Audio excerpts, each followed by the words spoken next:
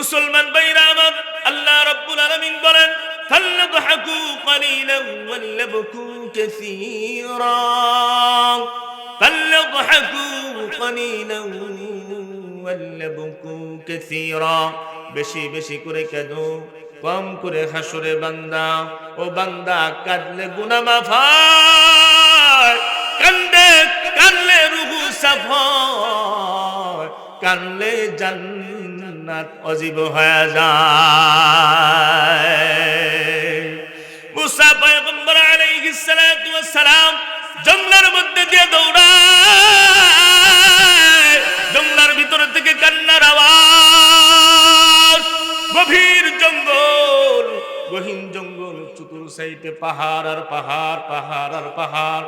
এই পাহাড়ের ভিতর থেকে কেমনে কান্নার আওয়াজ আসে, কে কাঁদে? মুসা আলাইহিস সালাতু ওয়াস সালাম মুহূর্ত দেরি করলেন না, হাঁটি হাঁটি পা পা করতে করতে এক পর্যায়ে জঙ্গলার মাঝখানে চলে গেল। গিয়ে দেখে কোনো জিন কাঁদে না, কোনো মানুষ কাঁদে না, কাঁদে একটা পাথর। মুসা পয়গম্বর পাথরকে ডাক দিয়া বলে, পাথর রে, কেন কাঁদো, কেন কাঁদো? পাথর ডেকে বলে, ও গো পয়গম্বর মুসা, মানুষের মুখ থেকে শুনেছি মানুষ এবং পাথর নাকি জাহান্নামের ইন্ধন হবে। আখুদুহান নাস ওয়াল হিজারা, আকুদুহান নাস ওয়াল হিজারা। আল্লাহু আকবার বলেন। হে মুসলমানের দল, আল্লাহ রাব্বুল আলামিন বলেন মানুষ এবং পাথর জাহান্নামের ইন্ধন হবে। ওগো মুসা, আমি জাহান্নামের ভয়ে কাঁদি।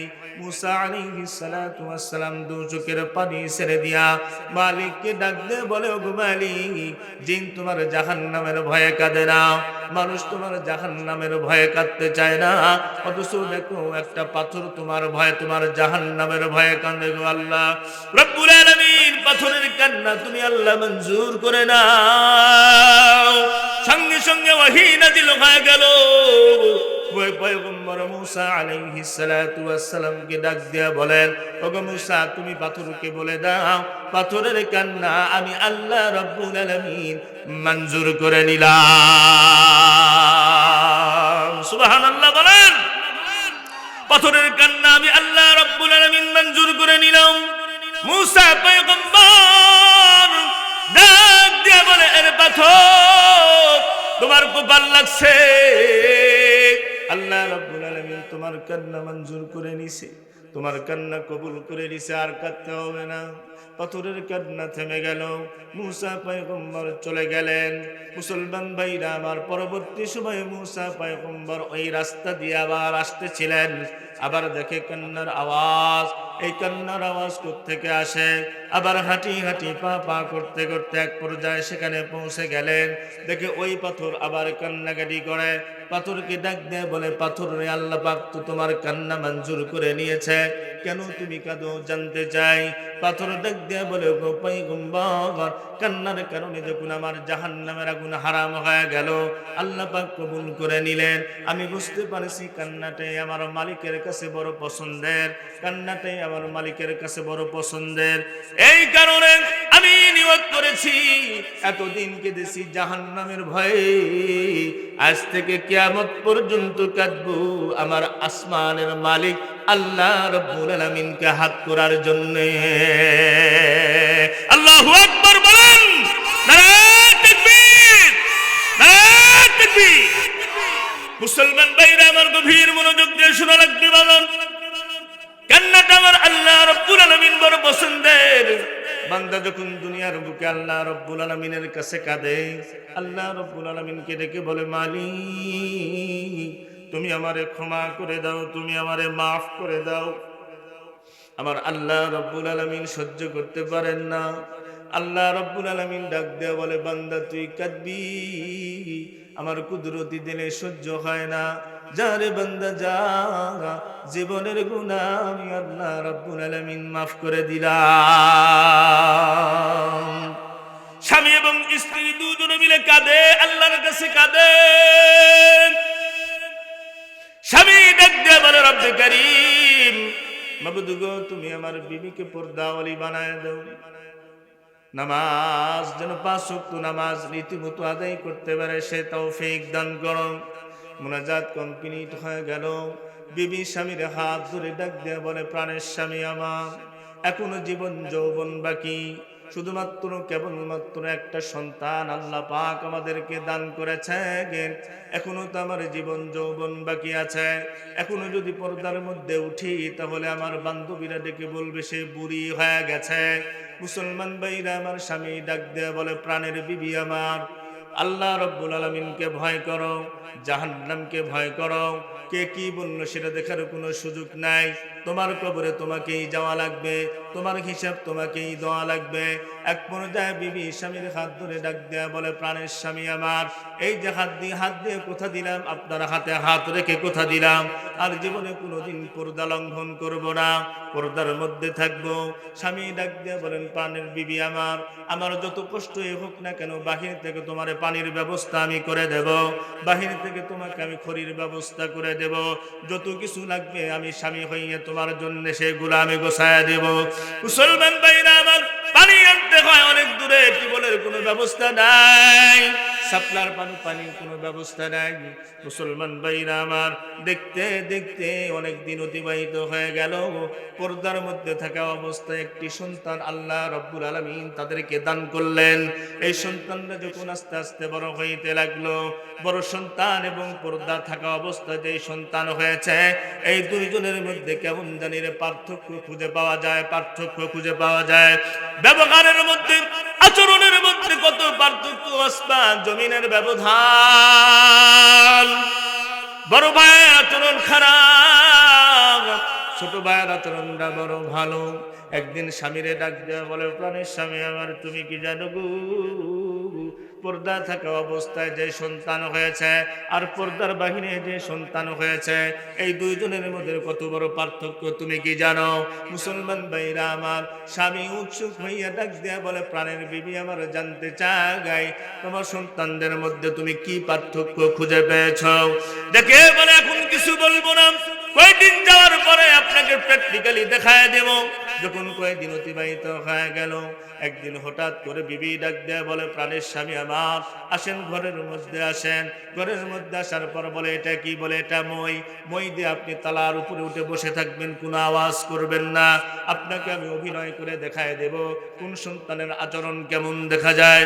মুসলমান ভাইরা আমার, স্বামীকে যখন তালার উপরে তুলে দেওয়া হলো, ভাইরা আমার, এবার বিবি একটা ল্যাব গায়ে দিয়া দুপুর বেলায় তিনি খাটের উপরে শুয়ে আছেন। এমন সময় তার বড় সন্তান আসলো। বড় সন্তান এসে মাকে ডাক দিয়ে বলে, মা গো, এই দুপুর বেলায় তুমি এই গরমের মধ্যে কেন তুমি ল্যাব গায়ে দিয়ে শুয়ে আছো?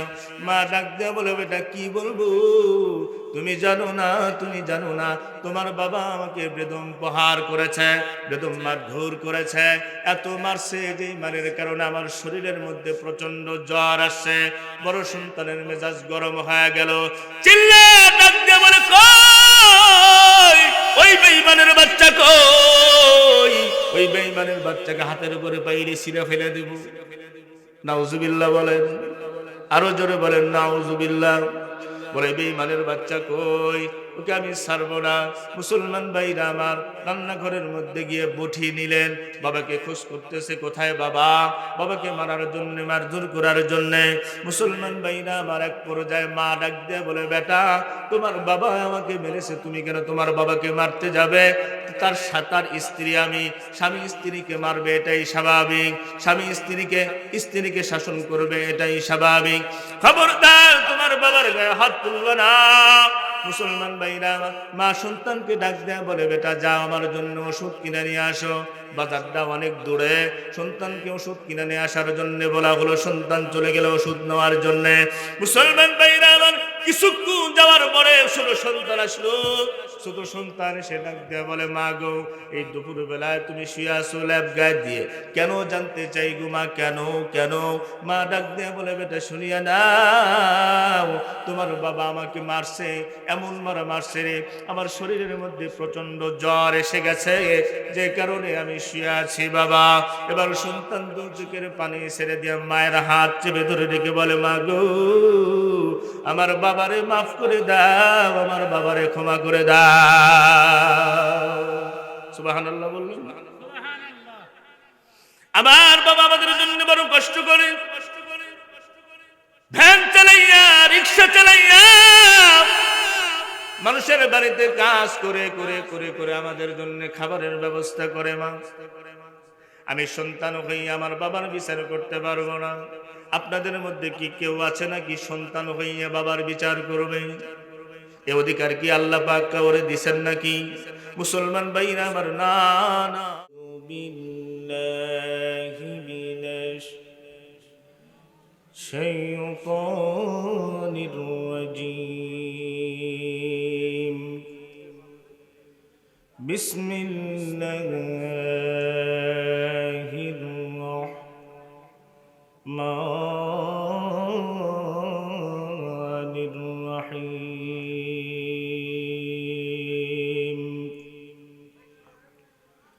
وقرن في بيوتكن ولا تبرجن تبرج الجاهلية الأولى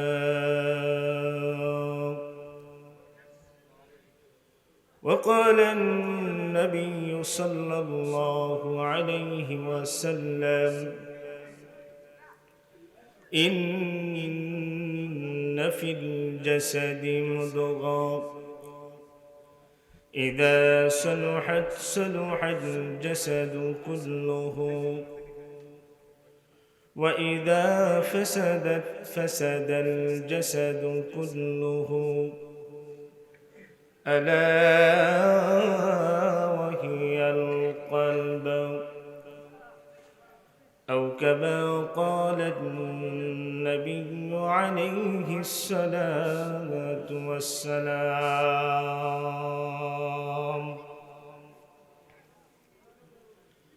পাহাড় পর্বত দিন রাত কান্দিতেছে সেজদায়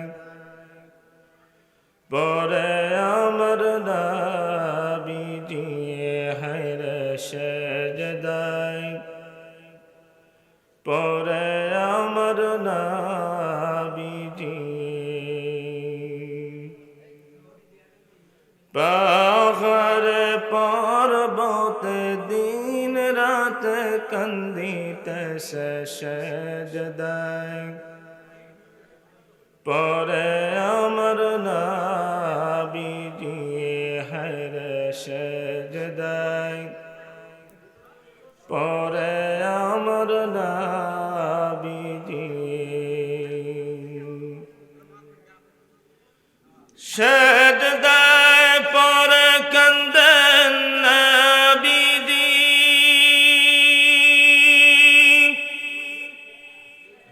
আমি চলে গেলে আমার বুঝ উম্মত তাদের হবে উপায় কি? পাহাড় পর্বত দিন রাত কান্দিতেছে সেজদায় পরে আমার নবীজি হায়রে সেজদায় পরে আমার নবীজি মা ফাতেমা কান্দে বলে সেজদায় উঠানা আব্বাজি আপনার উম্মতের কারণে নিজে হব দুজুকি সেজদায় উঠান আমার আব্বাজি হায়রে সেজদায় পরে কান্দেন নবীজি পাহাড় পর্বতে দিন রাতে কান্দিতেছে সেজদায় পরে আমার নবীজি হায়রে সেজদায় পরে আমার নবীজি জিক্র করেন লা ইলাহা ইল্লাল্লাহ। এটা খালি কথা বলতেছে, খালি একটু দেখুন তো।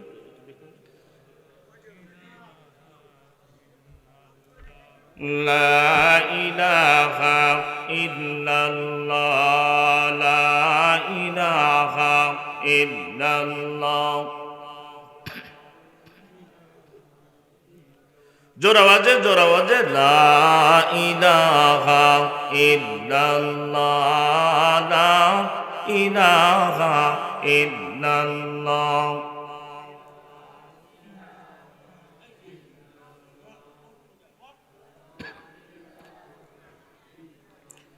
ভাইজান রিক্সা চলে না চালক সারা, নৌকা চলে না মাঝি সারা। বলেন রিক্সা চলে না চালক সারা, নৌকা চলে না মাঝি সারা। জোরে জোরে রিক্সা চলে না চালক সারা, নৌকা চলে না মাঝি সারা। দুনিয়া চলে না আল্লাহ সারা। বলেন দুনিয়া চলে না, আরো জোরে দুনিয়া চলে না আল্লাহ সারা। মুমিন চলে না জিকির সারা। লা ইলাহা ইল্লাল্লাহ।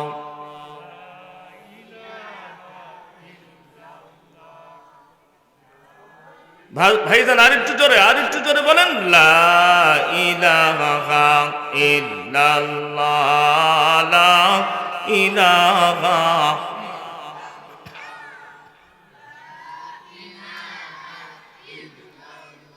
ভাইজান নামাজ রোজা ছাড়বো না। বলেন নামাজ রোজা ছাড়বো না। বাবা মার খিদমত ভুলব না। নামাজ রোজা ছাড়ব না। বাবা মার খিদমত ভুলব না। দয়া করো দয়ার আল্লাহ। বলেন দয়া করো দয়া করো দয়ার আল্লাহ। পুরাও মনের বাসনা। লা ইলাহা ইল্লাল্লাহ।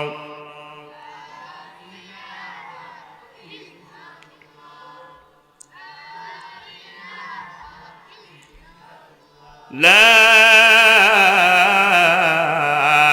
ইলাহা ইল্লাল্লাহ মুহাম্মাদুর রাসূলুল্লাহ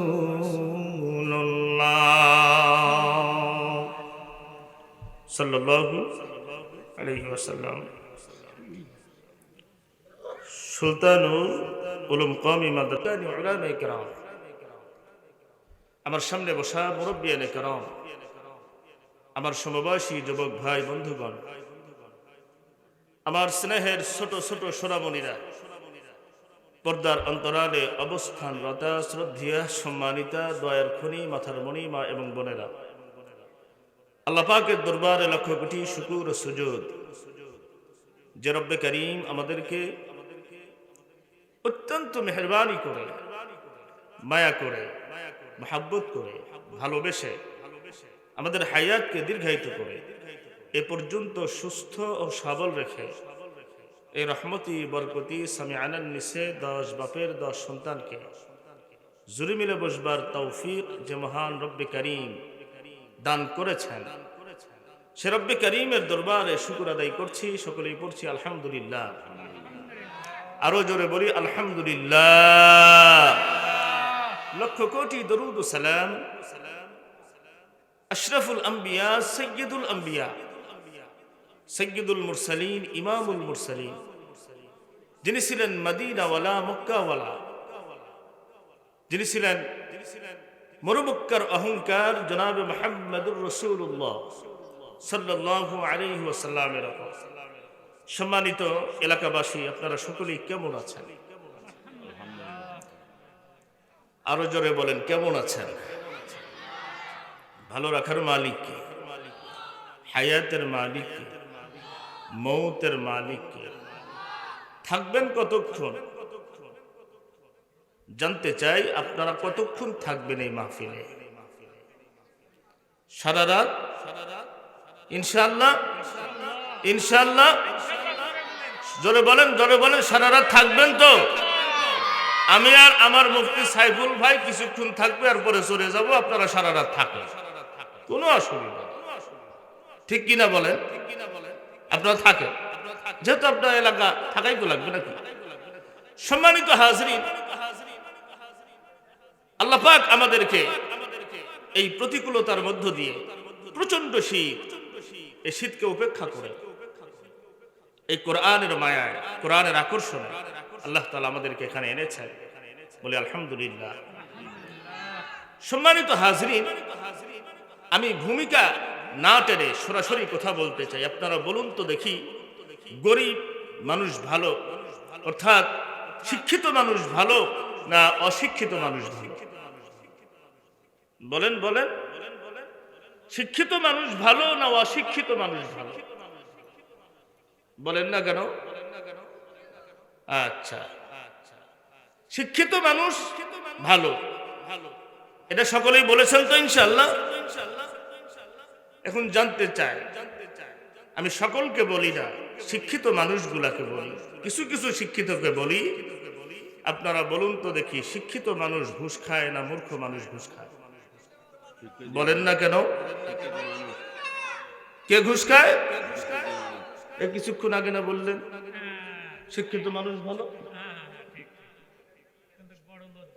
যাক, আপনারা বুঝতে পারছেন না। সম্মানিত হাজরিন, আপনাদের এই এলাকার মধ্যে, গ্রামের মধ্যে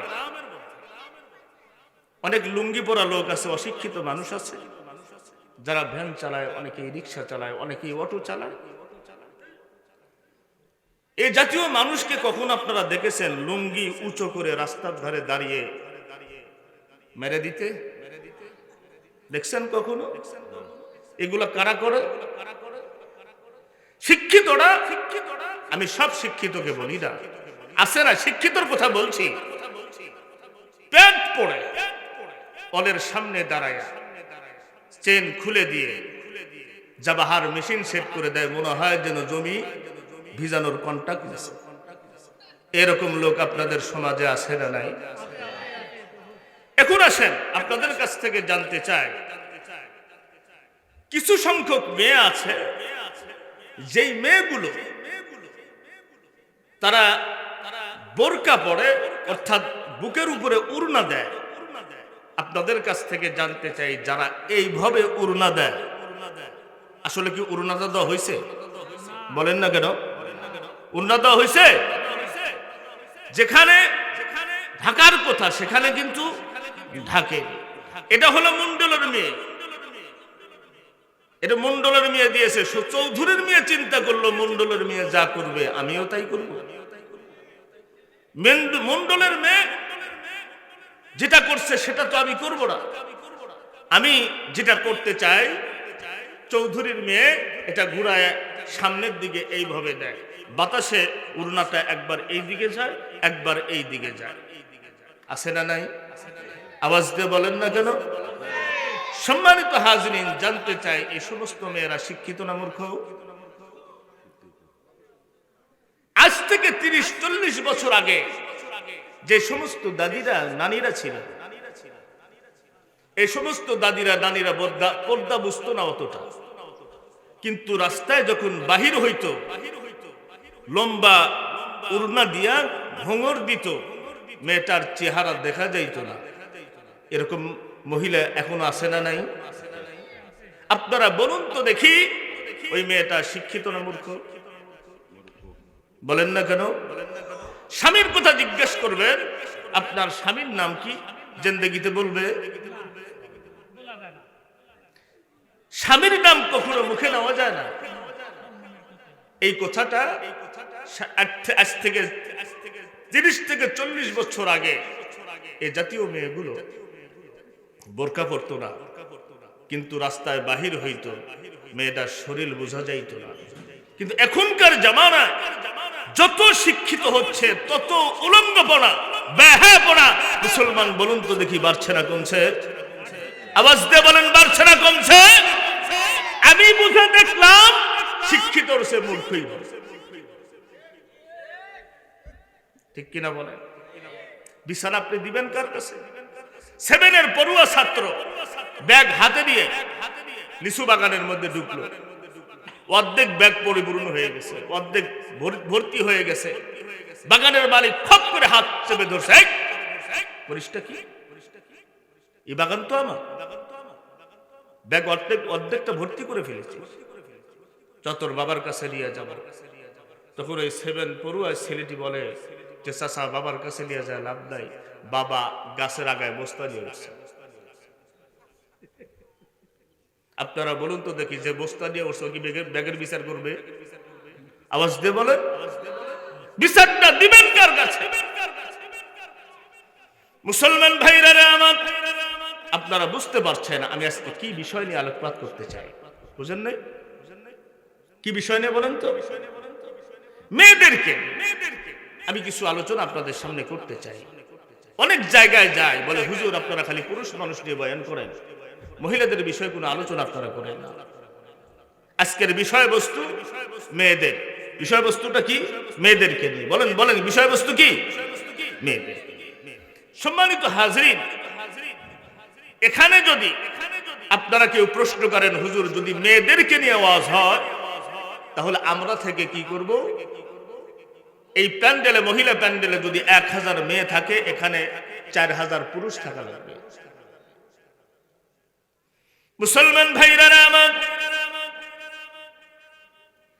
একজন বেপরদা নারীর কারণে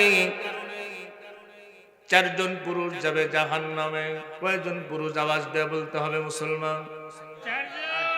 4 জন পুরুষ যাবে জাহান্নামে। প্রথম নাম্বার হইল তার বাবা। কঠিন কিয়ামতের ময়দানে যখন এই মেয়েটা অ্যাটাক হয়ে যাবে, গ্রেফতার হয়ে যাবে, আল্লাহ রাব্বুল আলামিন ডাক দিয়ে বলবে তোমাকে জাহান্নামের আগুনে জ্বলা লাগবে, তোমাকে জাহান্নামে যাওয়া লাগবে। মেয়েটা ডাক দিয়ে বলবে অভিযোগ কে করেছে? বলে তোমার অভিযোগ করার কারণে 2 কাঁধের 2 ফেরেশতা আছে, কিরামান কাতিবিনা ইয়ালামুনা মা তাফআলুন। দুনিয়াতে পাঠাইছিলাম, পর্দার বিধানকে তুমি কখনো মানো নাই। পর্দার বিধান তো দূরের কথা, কোরআনের শিক্ষা তুমি কখনো অর্জন করো নাই।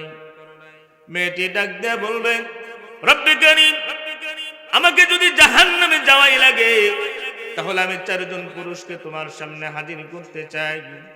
আল্লাহ রাব্বুল আলামিন অনুমতি দিবেন, 4 জন পুরুষকে হাজির করা হবে। আল্লাহ রাব্বুল আলামিন ডাক দিয়ে বলেন রব্বানা ইন্না আতা'না সাদাতানা ওয়া কুবারা'না ফাআদাল্লুনা সাবিলা।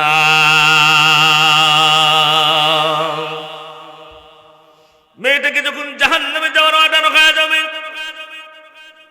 মেয়েটা ডাক দিয়ে বলবে রব্বি কারীম, আমি একা জাহান্নামে যাব না, আমি একা জাহান্নামে যাইতে চাই না।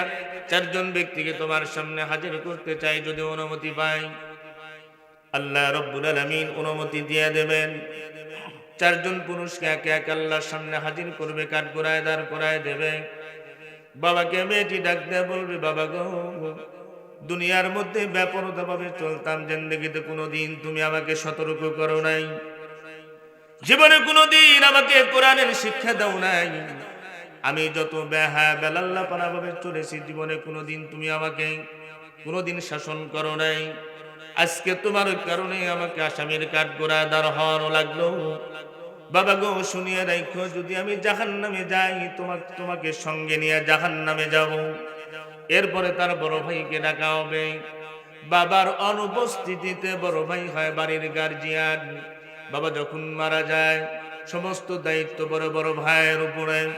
বড় ভাইকে ডাক দিয়ে বলবে বড় ভাই, কত জায়গায় তুমি বয়ান শুনেছো, বড় বড় আলেমের বয়ান শুনেছ, জীবনে কোনোদিন আমাকে পর্দার বিধান শিক্ষা দাও নাই। পর্দার মধ্যে থাকা লাগবে, জীবনে কোনোদিন আমাকে তুমি শাসন করো নাই। শাসন না করার কারণে আজকে আমাকে সহ তোমাকে জাহান্নামে নিয়ে যাইতে চাই। তৃতীয় নাম্বার ব্যক্তিকে ডাকা হবে, ওই মহিলার স্বামীকে ডাকবে, প্রাণের স্বামী আমার। আমাদের সমাজে এমন কিছু উলঙ্গ স্বামী আছে, স্বামী বাড়িতে থাকে, বউকে পাঠায় মার্কেটের ময়দানে। আছে না নাই? আছে না নাই? মুসলমান ভাইরা আমার, বিবিকে বসায় দেয় দোকানের ভিতরে, বিবিকে বসায় দেয় দোকানের ভিতরে, পাথরের মধ্যে পাঠায়, পাথরের মধ্যে পাঠায় গরু আনার জন্যে, ছাগল আনার জন্যে। আজকে মুসলমান ভাইরা আমার, কঠিন কিয়ামতের ময়দানে এই বিবি কিন্তু আপনার বিরুদ্ধে সাক্ষী দেবে, আপনার বিপক্ষে সাক্ষী দেবে। আজকে কত কষ্ট করে যেই বিবিকে খাওয়াও পড়াও, ওই বিবি একদিন তোমার কাল হয়ে দাঁড়াবে। এই বিবিকে যদি তুমি পর্দার মধ্যে রাখো রে মুমিন, আল্লাহ রব্বুল আলামিন এই বিবির কারণে হয়তোবা তোমারে মাফ করে দিতে পারি। সরসিনার পীর সাহেব আবু বকর হুজুরের কাছে গ্রাম্য একজন ব্যক্তি এসে বলে, হুজুর তওবা করায় দেন, তওবা তাসির পড়ায় দেন, আমি আপনার কাছে মুরিদ হইতে চাই।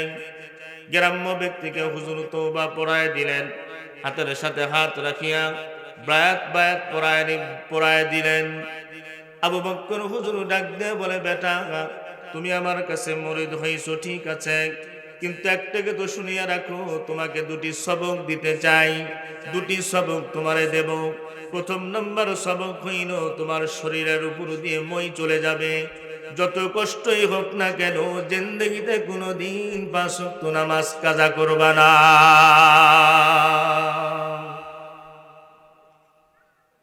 জিন্দেগিতে কোনোদিন 5 ওয়াক্ত নামাজ তুমি ছাড়বা না। প্রথম নাম্বার সবক। দ্বিতীয় নাম্বার সবক হলো, বেটা শুনিয়া রাখো, খবরদার পর্দা লঙ্ঘন করবা না, তুমিও পর্দা করবা, তোমার বিবিকেও পর্দার হুকুম দিবা, তোমার বিবিকেও পর্দার মধ্যে রাখবা। গ্রাম্য ব্যক্তি আবু বকর হুজুরের সামনে থেকে যখন চলে গেলেন, বাড়িতে গিয়ে বিবিকে ডাক দিয়ে বলে, বিবি রে, নামাজ পড়তে হবে। আজকে একজন বড় হুজুরের হাতে হাত রেখে বায়াত গ্রহণ করেছি, বড় হুজুরের হাতে হাত রেখে আমি মুরিদ হয়েছি। তিনি দুটি সবক আমাকে দিয়েছেন। 1 নাম্বার সবক হইল, জিন্দেগিতে কোনোদিন 5 ওয়াক্ত নামাজ কাজা করা যাবে না।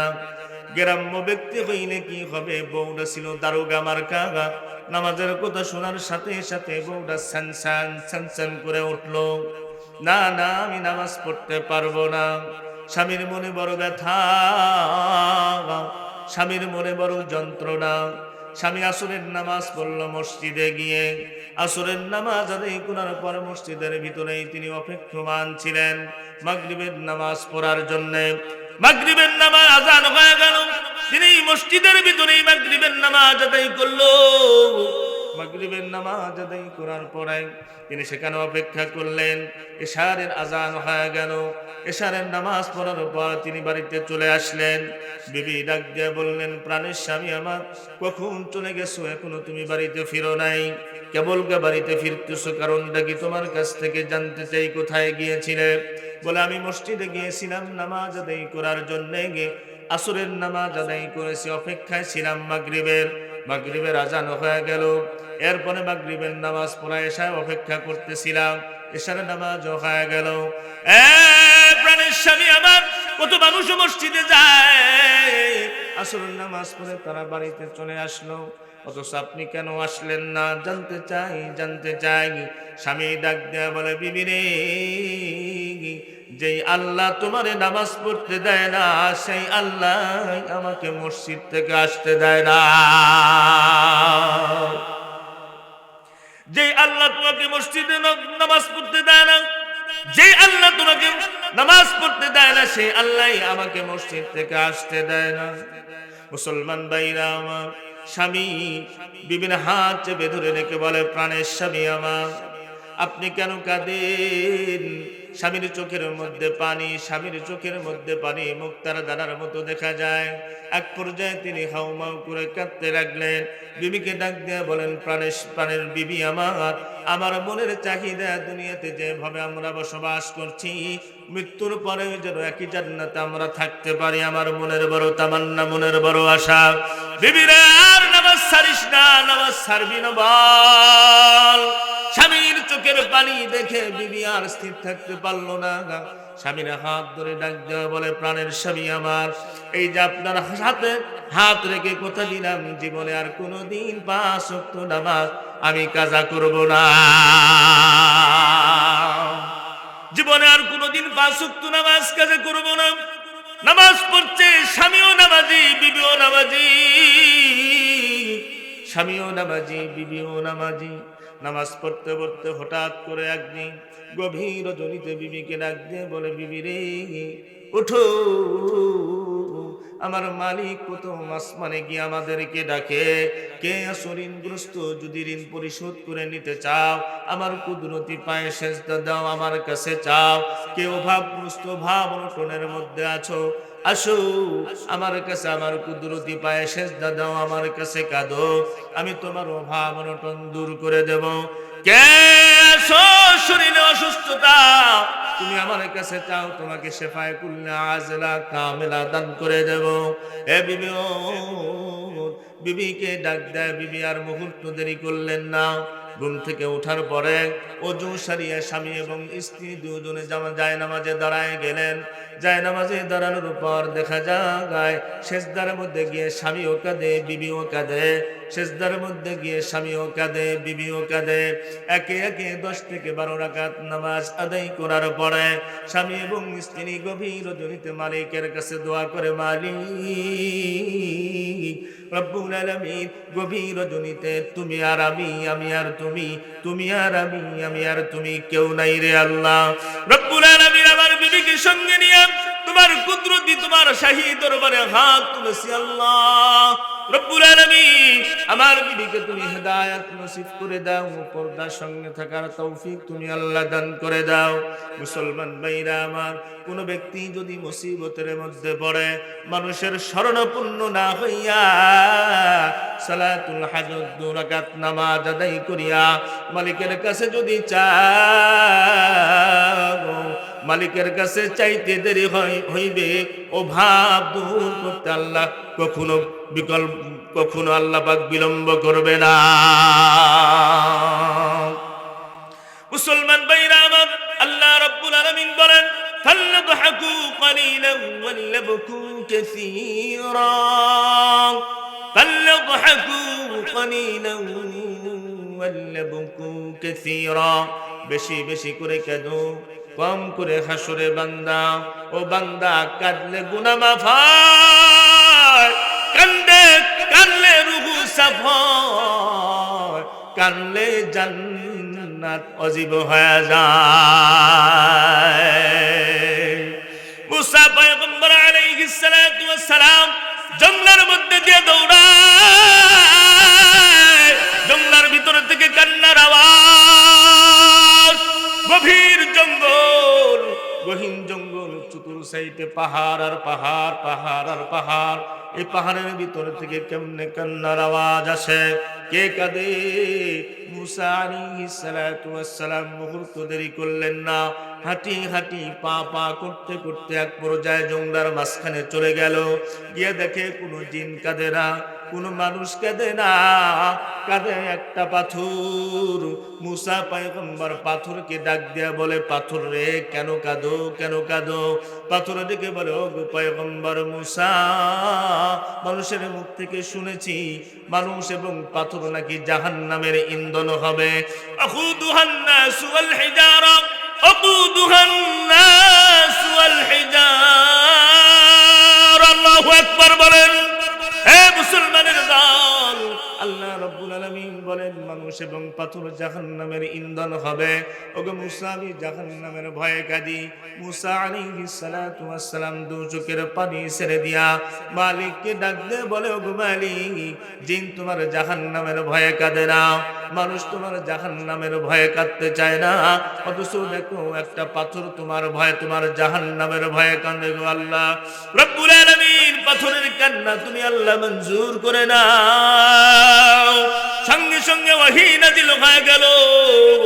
ওই পয়গম্বর মুসা আলাইহিস সালাতু ওয়াস সালামকে ডাক দিয়া বলেন ওগো মুসা তুমি পাথরকে বলে দাও পাথরের কান্না আমি আল্লাহ রব্বুল আলামিন মঞ্জুর করে নিলাম।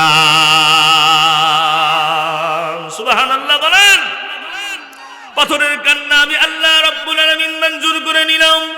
মুসা পয়গম্বর ডাক দিয়া বলে এর পাথর তোমার কপাল লাগছে, আল্লাহ রাব্বুল আলামিন তোমার কান্না মঞ্জুর করে নিছে, তোমার কান্না কবুল করে নিছে, আর কাঁদতে হবে না। পাথরের কান্না থেমে গেল। মুসা পয়গম্বর চলে গেলেন। মুসলমান ভাইরা আমার, পরবর্তী সময়ে মুসা পয়গম্বর ওই রাস্তা দিয়ে আবার আসতেছিলেন। আবার দেখে কান্নার আওয়াজ। এই কান্নার আওয়াজ কোত্থেকে আসে? আবার হাঁটি হাঁটি পা পা করতে করতে এক পর্যায়ে সেখানে পৌঁছে গেলেন। দেখে ওই পাথর আবার কান্নাকাটি করে। পাথরকে ডাক দেয় বলে পাথর রে, আল্লাহ পাক তো তোমার কান্না মঞ্জুর করে নিয়েছে, কেন তুমি কাঁদো জানতে চাই। পাথর ডাক দেয় বলে গো পয়গম্বর, কান্নার কারণে যখন আমার জাহান্নামের আগুন হারাম হয়ে গেল আল্লাহ পাক কবুল করে নিলেন। আমি বুঝতে পারছি কান্নাটাই আমার মালিকের কাছে বড় পছন্দের, কান্নাটাই আমার মালিকের কাছে বড় পছন্দের। এই কারণে আমি নিয়ত করেছি এতদিন কেঁদেছি জাহান্নামের ভয়ে, আজ থেকে কিয়ামত পর্যন্ত কাঁদবো আমার আসমানের মালিক আল্লাহ রাব্বুল আলামিনকে হাত করার জন্য। আল্লাহু আকবার বলেন। নারে তাকবীর, নারে তাকবীর। মুসলমান ভাইরা আমার, গভীর মনোযোগ দিয়ে শোনা লাগবে। বলেন কান্নাটা আমার আল্লাহ রাব্বুল আলামিন বড় পছন্দের। বান্দা যখন দুনিয়ার বুকে আল্লাহ রাব্বুল আলামিনের কাছে কাঁদে, আল্লাহ রাব্বুল আলামিনকে ডেকে বলে মালিক তুমি আমারে ক্ষমা করে দাও, তুমি আমারে মাফ করে দাও। আমার আল্লাহ রাব্বুল আলামিন সহ্য করতে পারেন না। আল্লাহ রাব্বুল আলামিন ডাক দেয়া বলে বান্দা তুই কাঁদবি, আমার কুদরতি দিলে সহ্য হয় না। যারে বান্দা যা, জীবনের গুনাহ আমি আল্লাহ রাব্বুল আলামিন মাফ করে দিলাম। স্বামী এবং স্ত্রী দুজনে মিলে কাঁদে, আল্লাহর কাছে কাঁদে। স্বামী ডাক দিয়ে বলে রব্বে কারীম, মাবুদ গো তুমি আমার বিবিকে পর্দাওয়ালি বানায় দাও, নামাজ যেন 5 ওয়াক্ত নামাজ রীতিমতো আদায় করতে পারে সে তৌফিক দান করো। মুনাজাত কমপ্লিট হয়ে গেল। বিবি স্বামীর হাত ধরে ডাক দিয়ে বলে প্রাণের স্বামী আমার, এখনো জীবন যৌবন বাকি, শুধুমাত্র কেবলমাত্র একটা সন্তান আল্লাহ পাক আমাদেরকে দান করেছেন। এখনো তো আমার জীবন যৌবন বাকি আছে। এখনো যদি পর্দার মধ্যে উঠি তাহলে আমার বান্ধবীরা ডেকে বলবে সে বুড়ি হয়ে গেছে। মুসলমান ভাইরা আমার, স্বামী ডাক দেয়া বলে প্রাণের বিবি আমার, আল্লাহ রাব্বুল আলামিনকে ভয় করো, জাহান্নামকে ভয় করো। কে কি বলল সেটা দেখার কোনো সুযোগ নাই। তোমার কবরে তোমাকেই যাওয়া লাগবে, তোমার হিসাব তোমাকেই দেওয়া লাগবে। এক পর্যায়ে বিবি স্বামীর হাত ধরে ডাক দেয়া বলে প্রাণের স্বামী আমার, এই যে হাত দিয়ে কথা দিলাম, আপনার হাতে হাত রেখে কথা দিলাম আর জীবনে কোনোদিন পর্দা লঙ্ঘন করব না, পর্দার মধ্যে থাকবো। স্বামী ডাক দেয়া বলেন প্রাণের বিবি আমার, আমার যত কষ্টই হোক না কেন বাহির থেকে তোমার পানির ব্যবস্থা আমি করে দেব, বাহির থেকে তোমাকে আমি খড়ির ব্যবস্থা করে দেব, যত কিছু লাগবে আমি স্বামী হইয়া তোমার জন্য সেগুলো আমি গোছায়া দেব। মুসলমান ভাইরা আমার, পানি আনতে হয় অনেক দূরে, টিউবওয়েলের কোনো ব্যবস্থা নাই, সাপ্লার পানির কোনো ব্যবস্থা নাই। মুসলমান ভাইরা আমার, দেখতে দেখতে অনেক দিন অতিবাহিত হয়ে গেল। পর্দার মধ্যে থাকা অবস্থায় একটি সন্তান আল্লাহ রাব্বুল আলামিন তাদেরকে দান করলেন।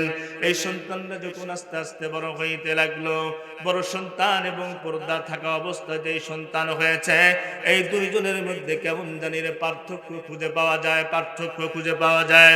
ব্যবহারের মধ্যে আচরণের মধ্যে কত পার্থক্য, আসমান জমিনের ব্যবধান। বড় ভাইয়ের আচরণ খারাপ, ছোট ভাইয়ের আচরণটা বড় ভালো। একদিন স্বামীরে ডাক দেওয়া বলে, প্রাণের স্বামী আমার, তুমি কি জানো গো, পর্দা থাকা অবস্থায় যে সন্তান হয়েছে আর পর্দার বাহিরে যে সন্তান হয়েছে, এই দুইজনের মধ্যে কত বড় পার্থক্য তুমি কি জানো? মুসলমান ভাইরা আমার, স্বামী উৎসুক হইয়া ডাক দেয়া বলে, প্রাণের বিবি আমার, জানতে চাই তোমার সন্তানদের মধ্যে তুমি কি পার্থক্য খুঁজে পেয়েছ? দেখে বলে, এখন কিছু বলবো না, কয়েকদিন যাওয়ার পরে আপনাকে প্র্যাকটিক্যালি দেখায় দেব। যখন কয়েকদিন অতিবাহিত হয়ে গেল, একদিন হঠাৎ করে বিবি ডাক দেয়া বলে, প্রাণের স্বামী আমার, আসেন ঘরের মধ্যে আসেন। ঘরের মধ্যে আসার পর বলে, এটা কি? বলে, এটা মই দিয়ে আপনি তালার উপরে উঠে বসে থাকবেন, কোনো আওয়াজ করবেন না। আপনাকে আমি অভিনয় করে দেখায় দেব কোন সন্তানের আচরণ কেমন দেখা যায়। মুসলমান ভাইরা আমার, স্বামীকে যখন তালার উপরে তুলে দেওয়া হলো, ভাইরা আমার, এবার বিবি একটা ল্যাব গায়ে দিয়ে দুপুর বেলায় তিনি খাটের উপরে শুয়ে আছেন। এমন সময় তার বড় সন্তান আসলো। বড় সন্তান এসে মাকে ডাক দিয়ে বলে, মা গো, এই দুপুর বেলায় তুমি এই গরমের মধ্যে কেন তুমি ল্যাব গায়ে দিয়ে শুয়ে আছো?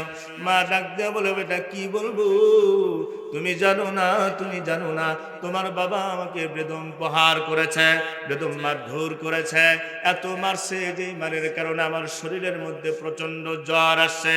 বড় সন্তানের মেজাজ গরম হয়ে গেল, চিল্লে ডাক দিয়ে বলে, কই ওই বেঈমানের বাচ্চা, কই ওই বেঈমানের বাচ্চাকে হাতের উপরে পাইলে ছিঁড়ে ফেলে দেব। নাউজুবিল্লাহ বলেন, আরো জোরে বলেন নাউজুবিল্লাহ। বলে, বেঈমানের বাচ্চা কই, ওকে আমি ছাড়বো না। মুসলমান ভাইরা আমার, রান্নাঘরের মধ্যে গিয়ে বটি নিলেন, বাবাকে খোঁজ করতেছে, কোথায় বাবা? বাবাকে মারার জন্য, মারধর করার জন্য। মুসলমান ভাইরা আমার, এক পর্যায়ে মা ডাক দিয়ে বলে, বেটা তোমার বাবা আমাকে মেরেছে, তুমি কেন তোমার বাবাকে মারতে যাবে? তার স্ত্রী আমি, স্বামী স্ত্রীকে মারবে এটাই স্বাভাবিক, স্বামী স্ত্রীকে শাসন করবে এটাই স্বাভাবিক, খবরদার তোমার বাবার গায়ে হাত তুলবে না।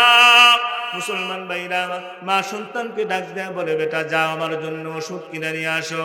বাজারটা অনেক দূরে, সন্তানকে ওষুধ কিনে নিয়ে আসার জন্য বলা হলো। সন্তান চলে গেল ওষুধ নেওয়ার জন্য।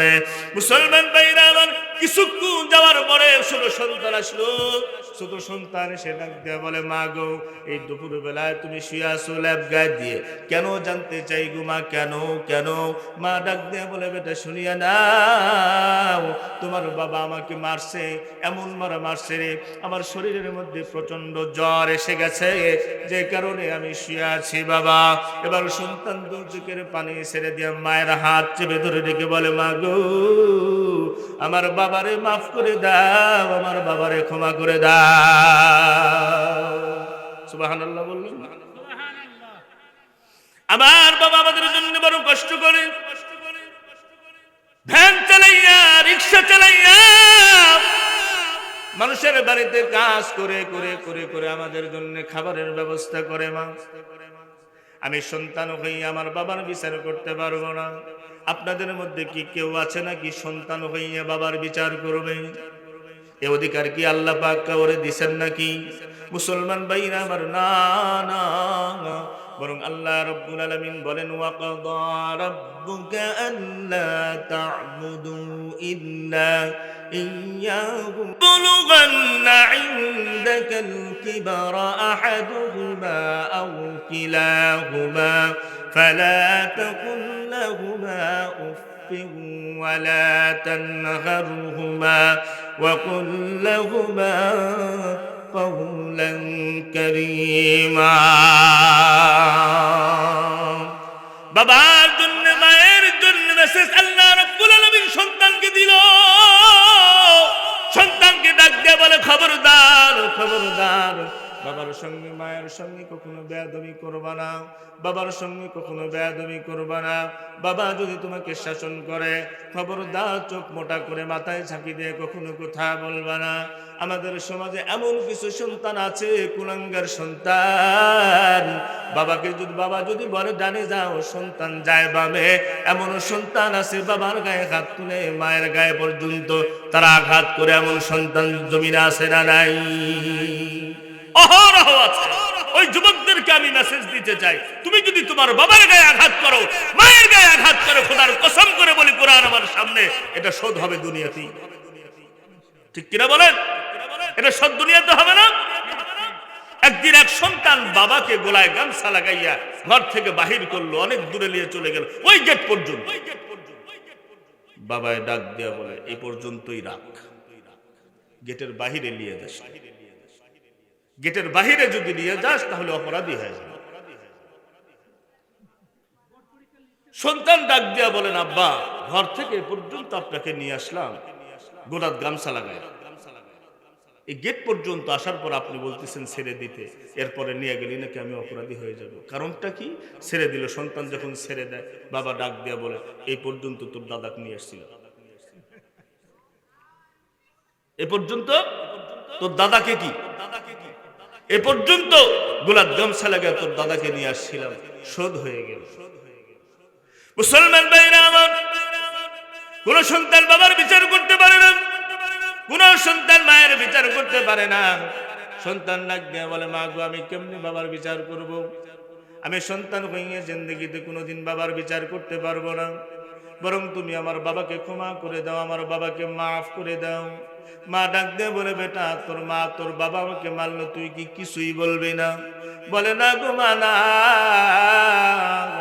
তোমরা স্বামী স্ত্রীর ব্যাপার, এখানে সন্তানের করণীয় কিছুই নাই, আমি কিছুই করতে পারবো না, আমার বাবাকে তুমি তুমি মাফ করিয়ে দাও, ক্ষমা করে দাও।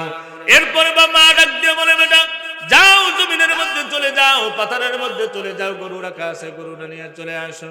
দুই ভাই, এক ভাই গেল বাজারের ভিতরে, আরেক ভাই গেল পাথরের মধ্যে। স্বামীকে ডাক দিয়ে বলে, প্রাণীর স্বামী আবার এবার নিচে নেমে আসো। এবার যখন নিচে নামলেন, বিবি ডাক দেয়া বলেন, প্রাণের স্বামী আমার দেখছো নাকি? বলে, হ্যাঁ দেখছি, বড় সন্তানের আচরণ দেখছি, ছোট সন্তানেরও আচরণ দেখেছি। বলে, কি দেখলে? বলে, পর্দার ভিতরে যে সন্তান ছিল তার আচরণটা বড় সুন্দর, পর্দার বাহিরে যে সন্তান হয়েছে তার আচরণটা বড় খারাপ। এই জন্য ভাইরা আমার, গাই ভালোতে দুধ ভালো, দুধ ভালোতে দই ভালো, মা ভালোতে জি ভালো, জি ভালোতে জগৎ ভালো। ঠিক কিনা বলেন? আওয়াজ দিয়ে বলেন ঠিক কিনা? মুসলমান ভাইরা আমার, সন্তানেরা 90% সময় মায়ের কাছে অতিবাহিত করে, 10% বাবার কাছে থাকে। ঠিক কিনা বলেন? এই জন্য বলা হয়েছে পৃথিবীর মধ্যে সবচাইতে বড় মাদ্রাসা হইল মায়ের কোল। মা যে শিক্ষাটা সন্তানকে দেবে সেই শিক্ষা নিয়ে সন্তান বড় হবে। সন্তানকে পেটের মধ্যে করে নিয়ে মা যদি টিভির সামনে বসে এইভাবে হেলান দিয়া কটকটি, এরপরে আপনার জি বাংলা স্টার জালসা এগুলা দেখে, ওই সন্তান দুনিয়াতে আসার পরে জিন্দেগিতে কোনোদিন বাইজিদ বুস্তামির চরিত্র নিয়ে আসবে না, বড় পীর আব্দুল কাদের জিলানী রাহমাতুল্লাহি আলাইহির চরিত্র নিয়ে আসবে না, খাজা মাইনুদ্দিন চিশতি রাহমাতুল্লাহি আলাইহির চরিত্র নিয়ে আসবে না। ওই সন্তানটা অবশ্যই আসবে ডিপজল আর মিশা সদাগরের চরিত্র নিয়ে। ঠিক কিনা বলেন? পেটের মধ্যে সন্তান, পেটের মধ্যে সন্তান, আমার আম্মা জান, আপনাদের আম্মা জান, যার নাম হলো খাদিজাতুল কুবরা রাদিয়াল্লাহু আনহা। পেটের মধ্যে সন্তান, পেটের মধ্যে সন্তান, সন্তান সম্ভবা কিছুক্ষণের মধ্যে সন্তান দুনিয়ার বুকে আসবে। সকাল থেকেই কেমন জানি শরীরের মধ্যে প্রচন্ড খারাপ লাগতেছে। যে মায়ের পেটের মধ্যে সন্তান থাকে সেই মায়ের অবস্থা কেমন হয় মাকে জিজ্ঞেস করলেই বোঝা যাবে। মুসলমান ভাইরা আমার, দাসীকে ডাক দিয়ে বলে, এরে দাসী যাও, তাড়াতাড়ি যাও, আমার বন্ধু বান্ধবীরা যারা আছে তাদেরকে একটু ডাকুন সন্তান ধরার জন্য, আমি তো আর সহ্য করতে পারি না, বড় কষ্ট হয়। খাদিজাতুল কুবরা দাসীকে পাঠায় দেওয়া হলো। দাসীকে যখন পাঠায় দেওয়া হলো, দাসীরা পাশের এলাকার ভিতরে পাশের মহল্লাতে যখন চলে গেল, যাওয়ার পর মেয়েদেরকে ডাক দেয়া বলে, খাদিজাতুল কুবরার সন্তান হবে, তোমরা যদি পারো একটু আসো, খাদিজা তোমাদেরকে ডেকেছে। সমস্ত মেয়েরা অভিযোগ দিল, না আমরা যাব না, আমরা কখনো যাইতে পারি না। কারণ হলো খাদিজা আমাদের ধর্মের মুখে চুনকালি মেখে আব্দুল্লাহর বেটা মুহাম্মাদের ধর্মকে মেনে নিয়েছে, আমরা সেটা পারবো না। মুসলমান ভাইরা আমার, দাসী চলে আসলো খাদিজাতুল কুবরা রাদিয়াল্লাহু আনহার কাছে। খাদিজাতুল কুবরা মনে মনে খুব মন খারাপ করলেন, মনে বড় ব্যথা পাইলেন। হ্যাঁ, এই মক্কার জমিনে এমন কোনো মেয়ে নেই যারা আমি সহযোগিতা করি নাই, তারা যখন আমার কাছে আসছে অবশ্যই তাদেরকে আমি সাহায্য সহযোগিতা করেছি। মুসলমান ভাইরা আমার, মক্কার ভিতরে সবচেয়ে বড় ধনী হইল খাদিজাতুল কুবরা রাদিয়াল্লাহু আনহা। মুসলমান বন্ধুরা আমার গভীর মনোযোগ দিয়ে শুনেন, খাদিজাতুল কুবরা রাদিয়াল্লাহু আনহা মনে বড় যন্ত্রণা, মনে বড় ব্যথা। দেখতে দেখতে সময় অতিবাহিত হয়ে গেল। যে ঘরের মধ্যে তিনি আছেন অন্ধকারে ভরা। হঠাৎ করে তিনি লক্ষ্য করে দেখেন কেমন জানি রে অন্ধকার ঘরটা আলোকিত হয়ে যায়। অন্ধকার ঘরটা যখন আলোকিত হয়ে গেল, মুমিন খাদিজাতুল কুবরা রাদিয়াল্লাহু আনহা পাশে তাকায় দেখে চারজন মেয়ে দাঁড়ানো, চারজন সুশ্রী, চারজন মেয়ে দাঁড়ানো। খাদিজাতুল কুবরা রাদিয়াল্লাহু আনহা এই মেয়েদেরকে জীবনে কোনোদিন তিনি দেখেন নাই।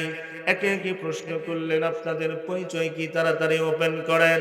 মুসলমান ভাইরা আমার, একজন ডাক দিয়ে বলে, মা খাদিজা শুধু আমি আর কেউ নই রে, আমি হইলাম আদি পিতা আদম আলাইহিস সালাতু ওয়াস সালামের বিবি মা হাওয়া আলাইহাস সালাম।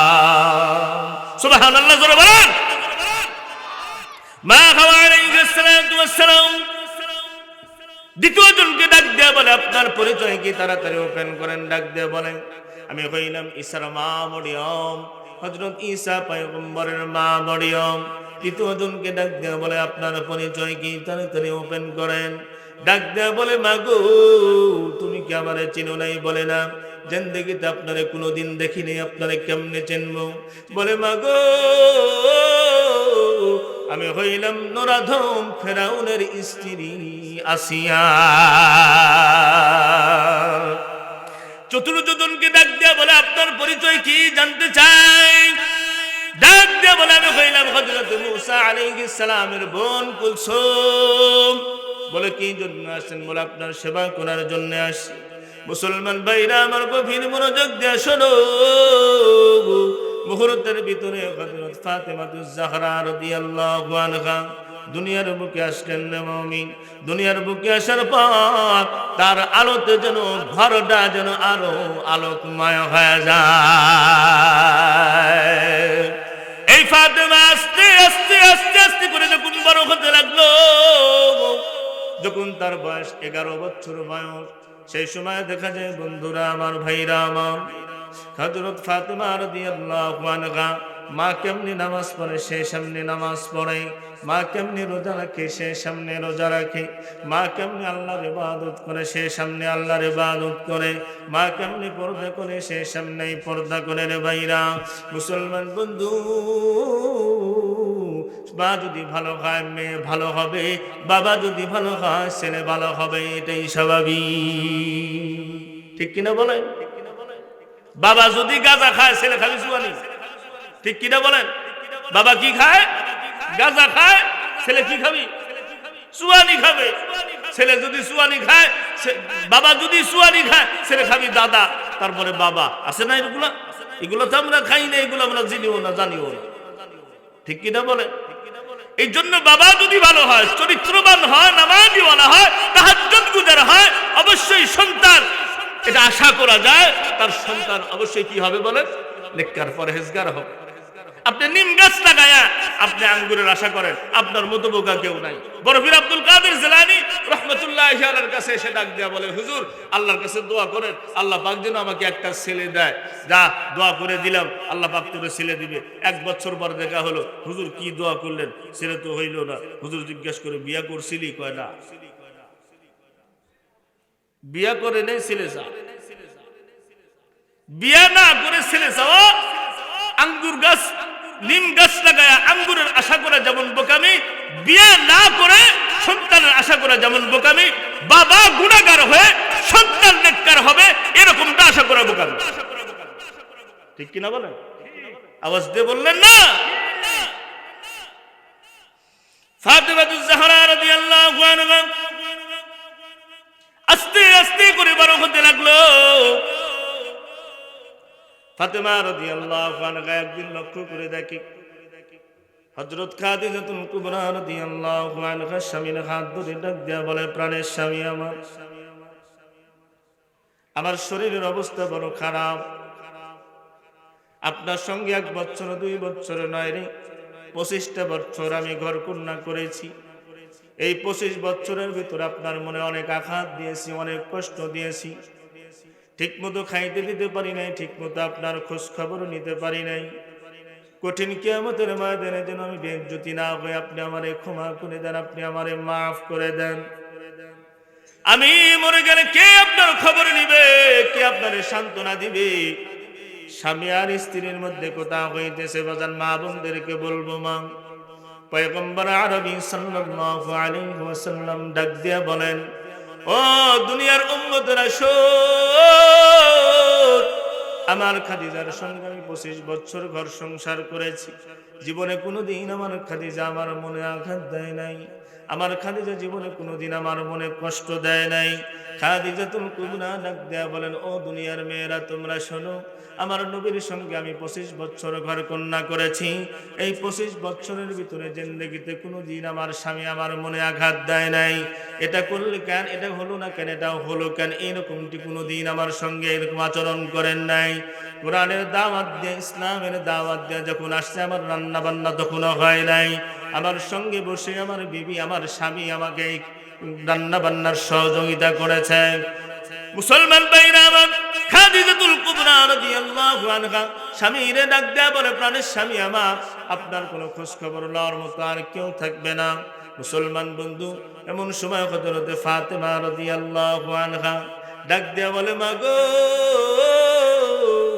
চিন্তা করবা না গো মা, চিন্তা করবা না, আমি শুধু আমার বাবার মেয়ে নই, আমি হইলাম আমার বাবার মা। তুমি চলে যাবে, আমি সান্ত্বনা দেব, আমার বাবাকে আমি সান্ত্বনা দেব।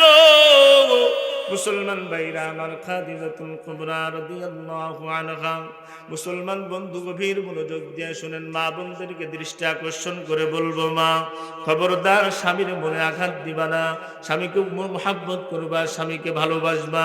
আমি একটা মাহফিলে গিয়ে বললাম, ভাই, মা বোনদেরকে ডাক দেয়া বললাম, মা গো, তোমার স্বামীকে মহব্বত করবা, আর যদি পারো তোমার মাথার চুল দিয়ে স্বামীর পা মুছে দিবা। খারাপ কইছি? তা তো কবেনি, তা তো বলবেনি। কি কি আনসার আসে দেখেন, ভালো করে বুঝেন। আমি যখন বললাম আপনাদের মাথার চুল দিয়ে স্বামীর পা মুছে দিবেন, সাইড থেকে একটা আওয়াজ আসলো, দেখে বলে, হুজুর, আমাদের স্বামীরা যদি আমাদের কাছ থেকে চুল দিয়ে পা মুছে নিতে চায়, তাহলে যেন পাটা ভালো করে ধুয়ে আসে। কি বলছে বলেন? তাহলে যেন পাটা ভালো করে ধুয়ে আসে, কারণ স্বামী ভালো, খালি বিবি ভালো কইলে হবে না, স্বামীকেও ভালো করা লাগবে।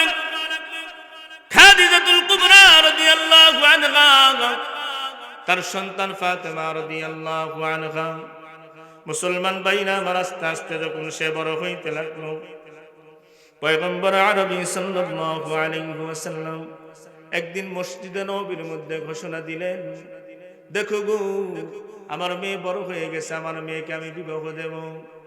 কত সাহাবীরা পাগল হয়ে গেল হযরত ফাতেমাকে বিবাহ করার জন্য।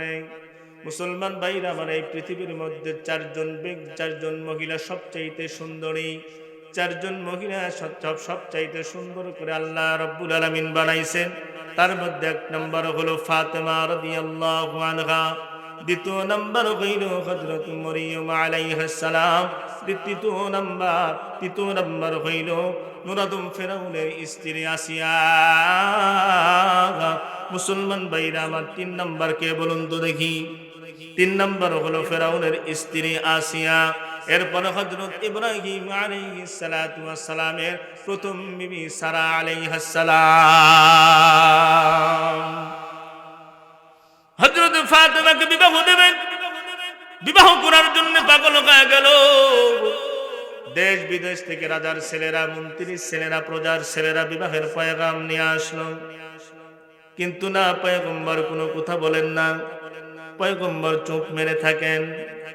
রাজার ছেলেরা এসে বিবাহের প্রস্তাব দেয়, মন্ত্রীর ছেলেরা এসে বিবাহের প্রস্তাব দেয়। মুসলমান ভাইরা আমার নবী কোনো কথা বলেন না। একদিন হযরত আবু বকর সিদ্দিক রাদিয়াল্লাহু আনহু মাঠের মধ্যে গেলেন। মাঠের মধ্যে যাওয়ার পর হযরত আলীকে ডাক দিয়ে বললেন, এরে আলী, এখানে তুমি উটের পাল চড়াও, ছাগলের পাল চড়াও, যাও, দেরি করো না, খবরদার দেরি করবো না, তাড়াতাড়ি চলে যাও। পয়গম্বর তোমার জন্য ইন্তজার করছে, তোমার জন্য অপেক্ষা করছে, তাড়াতাড়ি ফাতেমার বিবাহের প্রস্তাব দিয়ে যাও। হযরত আলী ডাক দিয়ে বলে, ভাই আবু বকর, আমার পয়গম্বর, আমার বয়স যখন 8 বছর, সেই সময় পয়গম্বরের হাতে হাত রেখে আমি কালেমা পড়ে মুসলমান হয়ে গিয়েছি। পয়গম্বর খানা খাইলে খায়, খানা না খাইলে না খায়। পয়গম্বর হাড়িতে যখন ভাত চড়ায় দেয়, পয়গম্বরের মুখে যখন খানা যায়, তখন আমার মুখেও খানা যায়। একটা টাকা আমি পয়গম্বরের কাছ থেকে চেয়ে নেই। যখন আমার টাকার প্রয়োজন হয়, পয়গম্বরের কাছ থেকে আমাকে টাকা চাইতে হয়। আমি হইলাম একজন চাল চুলোহীন ব্যক্তি। ফাতেমাকে কি আমার পয়গম্বর আমার সঙ্গে বিবাহ দেবে? হযরত আবু বকর ডাক দিয়া বলে, না, কোনো চিন্তার কারণ নাই, যাও যাও, পয়গম্বর অপেক্ষা করতেছে তোমার জন্য, আমি বুঝতে পারছি রে। হযরত আলী রাদিয়াল্লাহু আনহু গেলেন, পয়গম্বর মসজিদে নববীতে বসে আছেন। এমন সময় হযরত আলী পয়গম্বরের কাছে গিয়ে বসলেন। পয়গম্বরকে ডাক দেয়া বললেন, ও গো পয়গম্বর, আমি আপনাকে একটা কথা বলতে চাই। বলে, কি কথা বলতে চাও? বলে, নবী গো, যা বলতে চাইছিলাম সব তো হারায় গেছে, মনে নাই। দ্বিতীয় নম্বর ডাক দিয়ে বলে, গো নবীজি, আপনাকে আমি একটা কথা বলবো। পয়গম্বর ডাক দেয়া বলেন, আলী, কি বলতে চাও? বলে, যা বলতে চাইছিলাম ভুলে গেছি। বলে, হুজুর, কিছুই না। তৃতীয়বার পয়গম্বর জিজ্ঞেস করলেন, এরে আলী, জানতে চাই তুমি কি জন্য আসছো? বলে, নবী গো, একটা পয়গাম নিয়ে আসছি। বলে, কি পয়গাম? বলে, নবী গো, আমি তো ভুলে গেছি, আমি বলতে পারবো না। শেষ পর্যন্ত পয়গম্বরের চেহারা মুখ দিয়ে, পবিত্র মুখ দিয়ে বাহির হয়ে গেল। আলীনে বুঝতে পেরেছি, তুই বুঝি ফাতেমারে বিবাহ করতে চাস। সুবহানাল্লাহ বলেন। তুই বুঝি ফাতেমারে বিবাহ করতে চাস? মোহর আদায় কর, মোহর আসেনি। বলে, নবী গো, আমার কাছে কোনো মোহর নাই, আমি ফাতেমার কোনো মোহরানা দিতে পারবো না। মুসলমান ভাইরা আমার, হযরত আলী ডাক দেয়া বলেন, নবী গো, আমার কাছে 3টা জিনিস আছে। 1 নম্বর হইলে যুদ্ধের ঘোড়া আছে, দ্বিতীয় নম্বর হইলে তরবারি আছে, তৃতীয় নম্বর হলো আমার কাছে একটা ঢাল আছে। আপনি যদি বলেন তাহলে 3টাই বিক্রি করে ফাতেমার জন্য মহারানার ব্যবস্থা করে দেব। আল্লাহর পয়গম্বর বললেন, না রে আলী, না, খবরদার, খবরদার, ঘোড়ার তরবারি বিক্রি করা যাবে না। এখনো যুদ্ধ চলতেছে, এখনো যুদ্ধ চলতেছে। খবরদার, তরবারি বিক্রি করিস না, ঘোড়া বিক্রি করবি না। যা রে আলী, যা, তাড়াতাড়ি যা, ঠান্ডা বিক্রি করার জন্য। একটা দৌড় দেখ। রাস্তার মধ্যে হযরত ওসমান গনির সঙ্গে সাক্ষাৎ হয়ে যায়। ওসমান গনিকে ডাক দিয়ে বলে, এরে ওসমান গনি ডাক দিয়ে বলে, আলী রে, কোথায় যাও? বলে, ঠান্ডা বিক্রি করার জন্য যাই। বলে, তুমি কি আবার দিবা? বলে, অবশ্যই তোমারে দেব। উপযুক্ত যদি চাহিদা হয়, উপযুক্ত যদি টাকা পাই, অবশ্যই তোমাকে আমি দিয়ে দেব। বলে, 200-400 দিরহাম তোমাকে দেওয়া হবে। বলে, যাও, নিয়ে যাও, এই যে তরবারিখানা হাতে নাও। হযরত ওসমান গনি 400 দিরহাম দিয়ে দিলেন। এরপরে ঢালটা হাতে নিলেন। হযরত আলী মুনার আনন্দে দৌড়া গেল। হযরত ওসমান গনি পিছন দিক থেকে ডাক দিয়ে বলে, এ আলী, শোন, এখনো যুদ্ধ বন্ধ হয় নাই। কেন রে, তুই ডালডা বিক্রি করলি? কেন ডালডা বিক্রি করলি জানতে চাই। মুসলমান ভাইরা, হযরত আলী ডাক দিয়ে বলেন, আপনি কি জানেন না ফাতেমার সঙ্গে আমার বিবাহের কথা হয়ে গেছে? সুবহানাল্লাহ বলেন। হযরত আলী রাদিয়াল্লাহু আনহু মনের মধ্যে বড় আনন্দ, মনের মধ্যে বড় খুশি। মুসলমান ভাইরা আমার, হঠাৎ করে দেখা যায় হযরত ওসমান গনির চেহারার মধ্যে, চোখের মধ্যে মুক্তার দানার মতো পানি। ভাইরা আমার, হযরত আলী ওসমান গনিকে ডাক দেয়া বলে, রে ওসমান গনি, কেন কাঁদো? বলে জানতে চাই তুমি কি টাকা পেয়েছো? বলে হ্যাঁ টাকা পেয়েছি। বলে টাকা তো দিলাম এরপরে তোমার আমি ঢালটা ফেরত দিলাম রে আলী, নিয়ে যাও। মুসলমান ভাইরা আমার, হযরত আলী ওসমান গনিকে ডাক দেয়া বলে, এরে ওসমান গনি, কেন দিয়ে দিলে? আর কেন বা তোমার চোখের মধ্যে পানি দেখা যায়? হযরত ওসমান গনি ডাক দেয়া বলে, ভাই রে, কঠিন কিয়ামতের ময়দানে যদি আমার মালিক আমারে ধরে বসে, এরে ওসমান, দুনিয়ার তোমার কোনো আমল আমার কাছে পছন্দ হয় নাই, তাহলে তো আমি ধরা খায়া যাব। যদি আল্লাহ রব্বুল আলামিন আমাকে ধরেই বসেন, তাহলে আমি আল্লাহ রব্বুল আলামিনকে ডাক দিয়ে বলবো, আল্লাহ, পৃথিবীর দুনিয়ার কোনো আমল যদি তোমার কাছে পছন্দ না হয়, ফাতেমার স্বামীকে আমি একটা উপকার করছিলাম, সেই উপকারের খাতিরে আমি ওসমানকে মাফ করে দাও। মুসলমান ভাইরা আমার, দানের ফজিলত কত শোনো। এ মুসলমান, দান করলে আল্লাহ রাব্বুল আলামিন কখনো বান্দাকে অসুখে রাখে না। আল্লাহ রাব্বুল আলামিন বান্দাকে মুসিবত থেকে হেফাজত করেন। কোন বান্দা যদি আল্লাহর রাস্তায় দান করে, নবীর মাদ্রাসায় যদি দান করে, রে মুমিন, আমার আল্লাহ রাব্বুল আলামিন বলে, বান্দারে, তোমার দান করতে দেরি হবে, নেকি তোমার আমলনামায় দিতে আমি আল্লাহ দেরি করব না। মুসলমান ভাইরা আমার, গভীর মনোযোগ দিয়ে শুনে রে মুমিন, যারা দান খয়রাত করে তার অভাব অনটন আল্লাহ রাব্বুল আলামিন দূর করিয়ে দেয়। যদি কোনো ব্যক্তি দান খয়রাত করে, আল্লাহ রাব্বুল আলামিন তার রোগ শোক বালা মুসিবত আল্লাহ পাক তার দূর করে দেয়।